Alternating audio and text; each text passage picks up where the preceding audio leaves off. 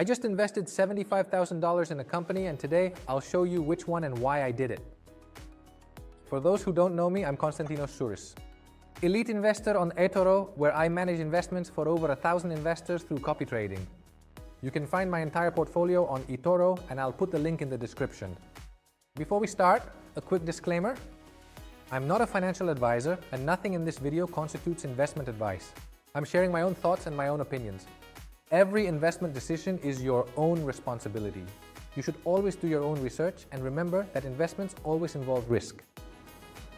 Right now, the money copying me from investors exceeds $1.5 million, of which 5% or $75,000 is invested in Nubank, one of the fastest growing banks worldwide. Let's take a look.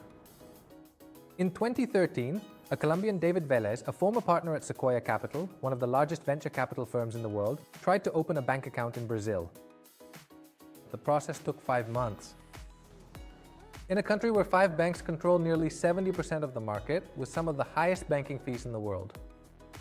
Instead of looking for a company to invest in, he founded the one he couldn't find. The first product? A credit card with no fees that you manage exclusively through an app. No branches, no paperwork, no hidden charges, and the response was explosive. Nubank didn't just grow in Brazil. Today, nearly 1 in 2 Brazilians who have a smartphone are its customers. But the company didn't stop there. It entered Mexico in 2019, starting from zero, and within 5 years, it surpassed 10 million customers. It entered Colombia in 2020 and reached 2.5 million customers. And today, Nubank serves over 127 million customers in 3 countries and is the largest digital bank in Latin America. This ability to enter new markets from scratch and reach millions of customers so quickly is something extremely rare and is one of the main reasons the company grew so fast. Revenue in the last quarter reached $4.2 billion, an increase of 39% compared to last year. Net profits were $783 million in the last quarter. The net profit margin, which is the percentage of revenue that remains with the company as net profit, is close to 19% and is steadily improving. According to analyses, it's expected to reach 26% in the coming years as newer markets mature. For comparison, Itaú, Brazil's largest traditional bank, is at 25%. This means a new bank is approaching the net profit margins of a traditional systemic bank while growing by 40% a year. This means that profitability hasn't reached its ceiling yet.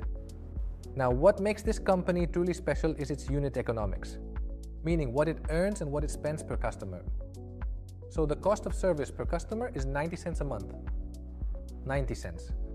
Roughly 85% lower than traditional banks. This happens because 4,000 software engineers serve 127 million customers, while Itaú needs over 90,000 employees for a similar number of customers.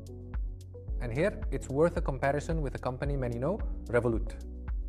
The revenue per customer per year for Nubank is about $80, while for Revolut it's about $45. Why? Because Nubank makes money mainly from credit, cards, and loans, while Revolut makes money mainly from payments and foreign exchange.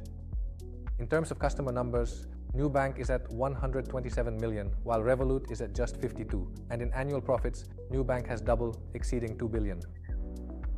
2 excellent companies, but the numbers clearly show which one has the strongest unit economics today.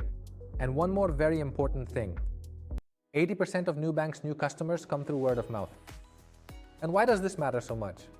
Because one of the biggest costs for any bank is acquiring a new customer. Advertisements, offers, sign-up bonuses, all of these cost a lot.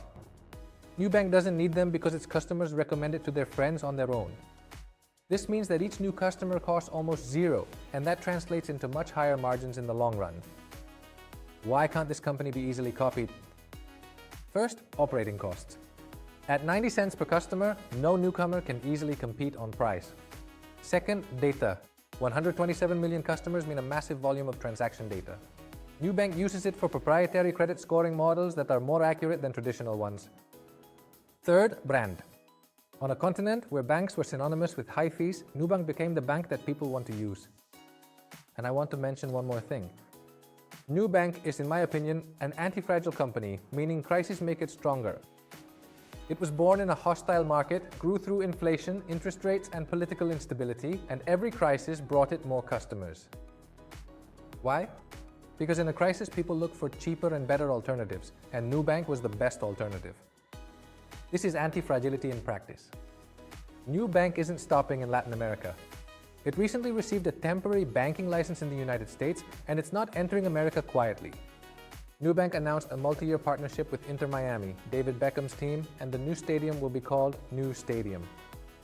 This isn't just a simple sponsorship. It's a signal that the expansion into America is serious and long-term. At the same time, instead of entering Africa alone, Nubank invested $250 million in TimeBank, the fastest-growing digital bank in South Africa. And don't you forget, Warren Buffett's Berkshire Hathaway has invested a total of $1 billion in Nubank. This doesn't mean that you should buy, but it says something about the quality seen by some of the most disciplined investors in the world. But there is no company without risks. First, credit risk. Nubank makes most of its money from loans and credit.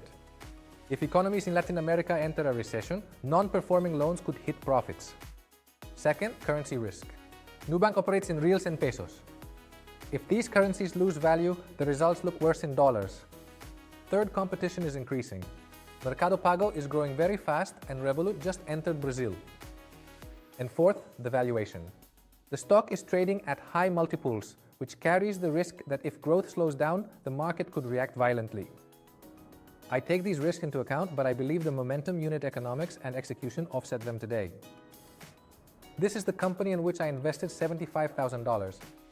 I'm not telling you to do the same. I explained to you why I did it.